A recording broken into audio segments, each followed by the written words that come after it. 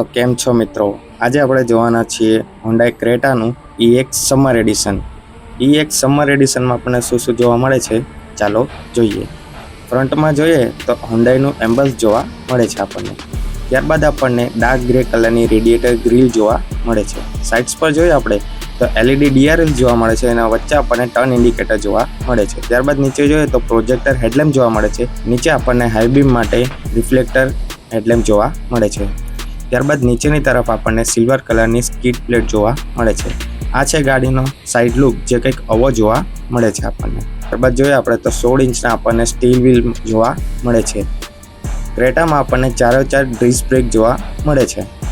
ત્યારબાદ જોઈએ તો ફેન્ડર પર આપણને ટર્ન ઇન્ડિકેટર જોવા મળે છે. ORVMs અને બોડી કલર ડોર હેન્ડલ જોવા મળે છે આપણને.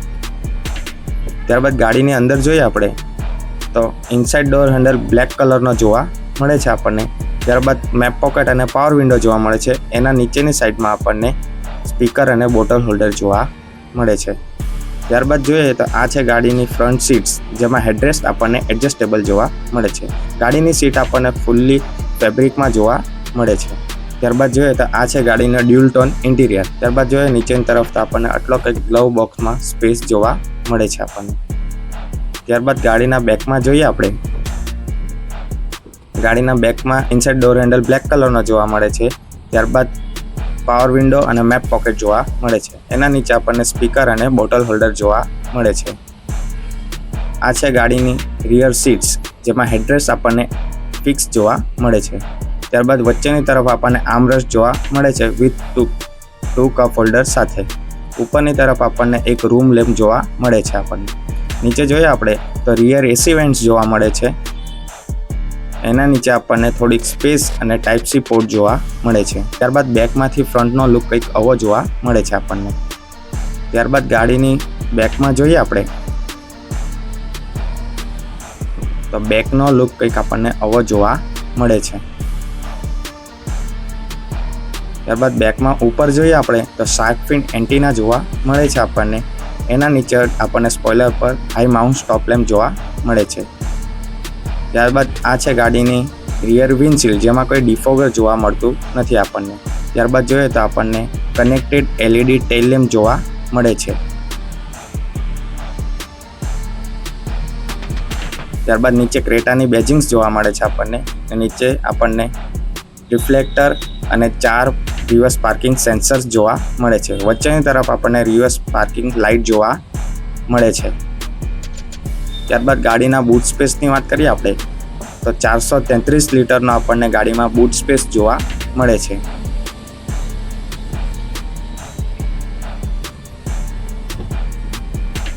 ત્યારબાદ 16 ઇંચની આપણને સ્ટેપની જોવા મળે છે.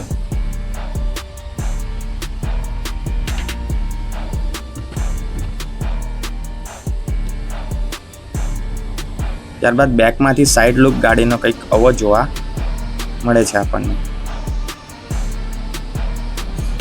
ત્યારબાદ ગાડીના ફ્રન્ટમાં જોઈએ આપણે તો ડ્રાઈવર સાઈડ ડોર હેન્ડલ પર આપણને રિક્વેસ્ટ સેન્સર જોવા મળે છે. ત્યારબાદ ડ્રાઈવર સાઈડ ડોરની અંદરની સાઈડની વાત કરીએ આપણે તો બ્લેક કલરનો આપણને ઇનસાઇડ ડોર હેન્ડલ જોવા મળે છે. નીચેની તરફ 4 પાવર વિન્ડો અને ORVMsના કંટ્રોલ જોવા મળે છે આપણને. ત્યારબાદ એના નીચે આપણને સ્પીકર અને બોટલ હોલ્ડર જોવા મળે છે. આ છે ગાડીનું ફ્રન્ટ ઇન્ટિરિયર, જે કંઈક આવું જોવા મળે છે આપણને. ડ્રાઈવર સાઈડ સીટ આપણને હાઇટ એડજસ્ટેબલ જોવા મળે છે. ત્યારબાદ જોઈએ તો ટ્રેક્શન કંટ્રોલના બટન જોવા મળે છે. એના બાજુમાં આપણને એન્જિન સ્ટાર્ટ સ્ટોપનું બટન જોવા મળે છે. ત્યારબાદ ઉપરની સાઈડમાં આપણને મેગ્નેટ જોવા મળે છે. ત્યારબાદ ગાડીની અંદર બેસીએ આપણે તો સીટ ખૂબ જ કમ્ફર્ટેબલ ફીલ થાય છે આપણને. આ છે ગાડીનું ઇન્ટિરિયર. ત્યારબાદ જોઈએ તો 8 ઇંચની આપણને ઇન્ફોટેનમેન્ટ સિસ્ટમ જોવા મળે છે, જેની અંદર એન્ડ્રોઇડ ઓટો, એપલ કારપ્લે આપણે વિથ વાયર કનેક્ટ કરી શકીએ છીએ.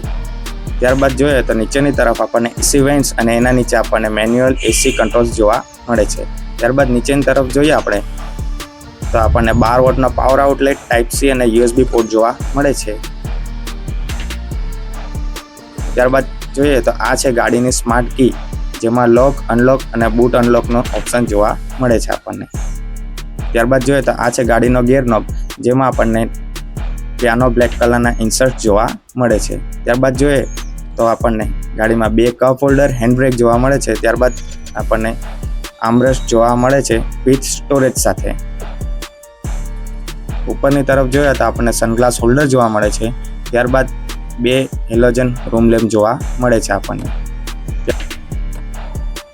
ત્યારબાદ ડે નાઇટ IRVM જોવા મળે છે આપણને. ડ્રાઈવર સાઈડ સનવાઇઝર પર આપણને ટિકિટ હોલ્ડર જોવા મળે છે. ત્યારબાદ કો ડ્રાઈવર સાઈડ જોઈએ આપણે તો એક આપણને વેનિટી મિરર જોવા મળે છે.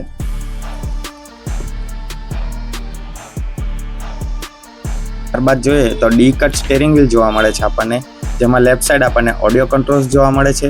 વચ્ચેની તરફ આપણને હોર્ન અને હોન્ડાઈનું એમ્બસ જોવા મળે છે. રાઈટ સાઈડ પર આપણને MIDના કંટ્રોલ્સ જોવા મળે છે.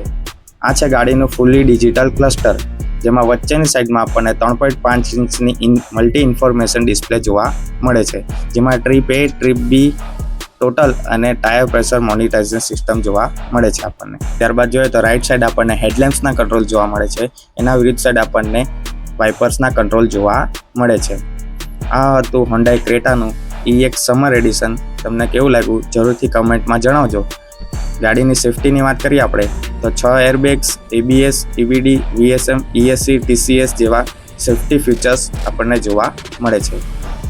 ત્યારબાદ એન્જિનની વાત કરીએ આપણે તો 1500 સીસીનું આપણને પેટ્રોલ એન્જિન જોવા મળે છે, જે 143.8 Nmનો ટોર્ક જનરેટ કરે છે, 113 bhpની પાવર જનરેટ કરે છે. ત્યારબાદ ગાડીની એવરેજની વાત કરીએ આપણે તો 17 થી 18 kmplની એવરેજ મળી રહે છે આપણને.